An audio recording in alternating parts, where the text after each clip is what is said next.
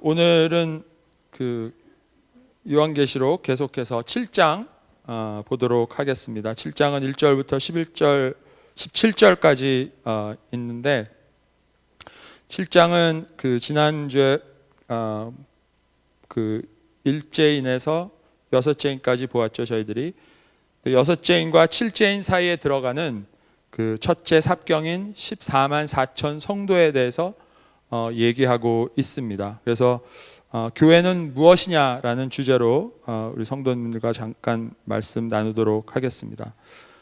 첫째로 교회는 역사 진행, 역사 섭리의 목적입니다.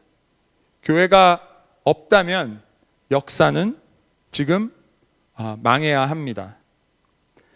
지난주 6장에서 그 첫째인에서 여섯째인까지 보았을 때 그 여섯째인이 6장 12절에 보면 큰 지진이 나며 해가 검어지고 달은 피같이 되고 13절에 보면 별들이 땅에 떨어지고 14절에 하늘이 두루마리 말리는 것 같이 떠나가고 산과 섬이 옮겨지매 15절 16절 땅의 권세자들 굴과 산들의 바위 틈에 숨어 산들과 바위에게 하나님과 예수님의 진노에서 우리를 가리라. 그리고 17절에 보면 그들의 진노의 큰 날이 이르렀으니, 그렇죠? 멸망의 날이 이르렀으니 누가 능히 서리요 하더라. 그렇게 나오고 있습니다. 그죠? 근데 여기서 진노의 날, 17절에서 나오는 진노의 날은 사실 나쁜 날이 아니고 하나님과 하나 되는 날입니다. 그렇죠? 그런데 하나님과 어떻게 됩니까? 하나가 되죠. 어떻게 하나님과 하나가 되죠? 답이 나와 있네, 저기. 교회로 하나가 됩니다. 그죠?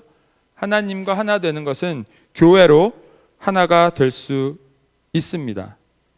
그리고 하나님과 하나 되는 것은 종교적, 교리적 믿음으로는 절대로 하나가 될 수 없습니다.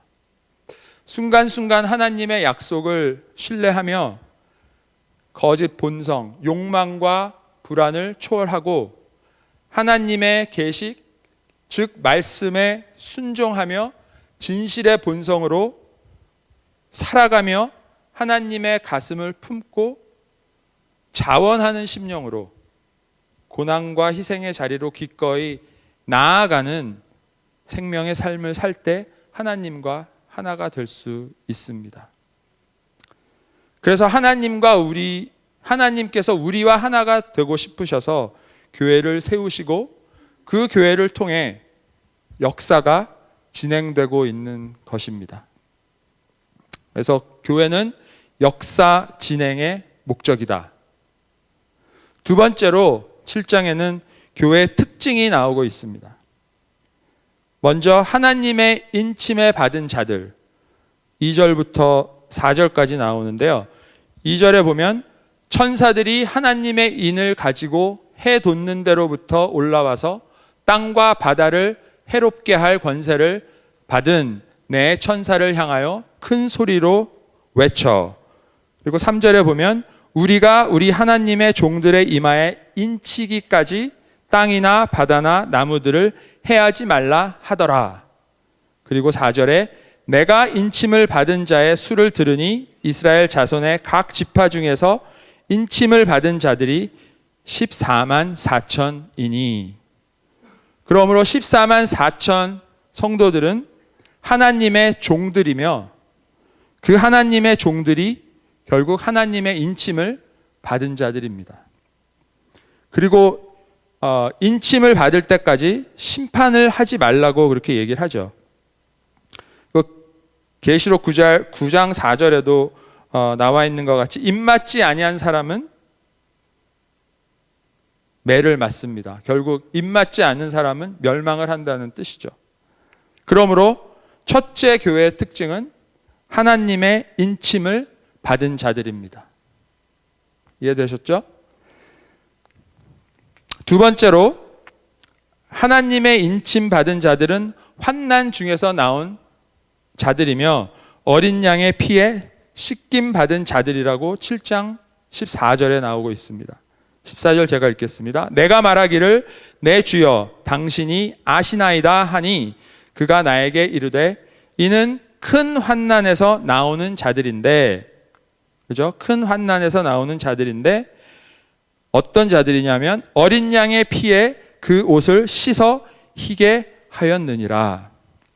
기억하시는지 모르겠지만 이때 어린 양의 피에서 피는 무엇을 의미합니까? 답이 또 나왔네요. 생명을 의미합니다. 그죠? 피가 없으면 살지 못하잖아요. 그죠? 그러니까 피는 생명을 의미합니다. 그리고 옷은 무엇을 의미하죠? 삶의 모습을 의미합니다. 그러므로 어린 양의 피에 그 옷을 씻어의 의미는 삶의 모습에서 예수의 생명이 나타나야 한다라는 말입니다. 즉 믿음은 예수를 주로 확신하는 내적 믿음, 인침을 받을 뿐만이 아니고 삶으로 나타나는 것을 말하고 있습니다. 그래서 교회의 두 번째 특징은 예수의 생명을 삶으로 나타내는 자들입니다. 이해되셨나요? 첫 번째와 두 번째 특징을 요약하자면 교회의 특징은 하나님의 인침을 받은 성도들인데 그 성도들은 내적으로 예수를 주로 고백하는 믿음의 확신을 가지고 있을 뿐 아니라 그 믿음을 삶으로 직접 사는 사람들이다라고 얘기하고 있습니다. 세 번째로 7장에서 나오는 교회는 교회가 이루어짐으로 나타나는 교회의 영광을 말하고 있습니다. 7장 15절에 보면 그러므로 그들이 하나님의 보좌 앞에 있고 또 그의 성전에서 밤낮 하나님을 섬김에 보좌에 앉으신 이가 그들 위에 장막을 치시리니 라고 나옵니다. 결국 하나님이 영원히 함께 하신다 라는 거죠. 그것을 다른 말로 얘기하면 임마누엘. 임마누엘은 하나님이 God with us. 하나님이 우리와 함께 하신다라는 것 다 알고 계시죠? 그러므로 하나님이 우리와 항상 함께 하심으로 교회의 영광이 나타납니다. 그 두 번째 교회의 영광은 사망 권세를 넘어섭니다. 16절에 보면 그들이 다시는 줄이지도 아니하며 목마르지도 아니하고 해나 아무 뜨거운 기운에 상하지도 아니하리니. No more suffering. 고통과 환난이 있을 수 없다는 거죠. 세 번째 영광은 그러므로 우리가 사망 권세를 넘어서고 하나님과 함께 함으로 생명 누리는 기쁨만 충만한 삶을 사는 것이죠. 17절에 보면 이는 보좌 가운데 계신 어린 양이 그들의 목자가 되사 생명수 샘으로 인도하시고 하나님께서 그들의 눈에서 모든 눈물을 씻어주실 것임이라. 교회의 영광을 요약하자면 항상 하나님이 우리와 함께 하시고 고난과 환난이 없는 생명 누리는 기쁨만의 삶으로 충만함으로 교회의 영광이 나타난다라고 얘기하고 있습니다. 다 이해가 가시죠? 교회가 무엇인가? 7장에서 얘기하는 교회가 무엇인가? 네? 잘 얘기하셔야 돼. 지금 녹음되고 있는데. 그래서 오늘의 기도 제목은 첫째로 우리 각자가 예수를 주로 확신하는 내적 믿음과 예수의 생명이 피어나는 외적의 삶을 삽니다. 그게 첫 번째 기도 제목이고요. 둘째 기도 제목은 생명이 통하는 그리스도의 몸된 교회로 저희가 나아갑니다. 마지막 환난을 이기는 유일한 길은 무엇이죠? 하나님과 하나 되는 것입니다. 하나님과 어떻게 하나가 된다고요? 교회를 통해서 하나가 됩니다.